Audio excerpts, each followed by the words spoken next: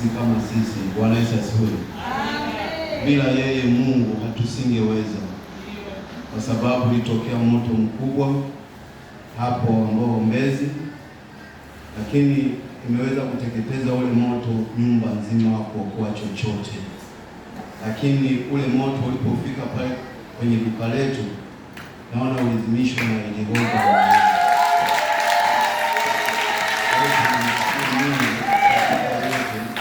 ambao ametutendea.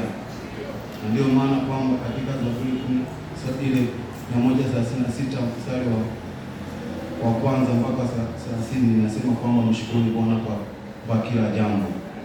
Na Mungu amekuwa mwaminifu sana kwa kuwa ametutendea matendo yake makuu sana.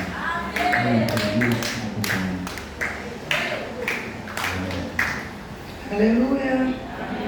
Bwana Yesu asifiwe. Jamani, tunashukuru Mungu. Tunayo sababu ya kusimama mbele za Mungu kama shukrani kwa matendo makuu aliyotutendea. Haikuwa rahisi, ni neema yake imetubeba. Kwa hiyo tunasimama mbele za Mungu kwa moyo wa shukrani, si kwa sababu sisi ni bora kuliko wao walioangamiza kila kitu, ila tunaamini kwamba ni neema ya Mungu kutuwezesha. Tunamshukuru Mungu kwa yote. Mungu awabariki. Amen.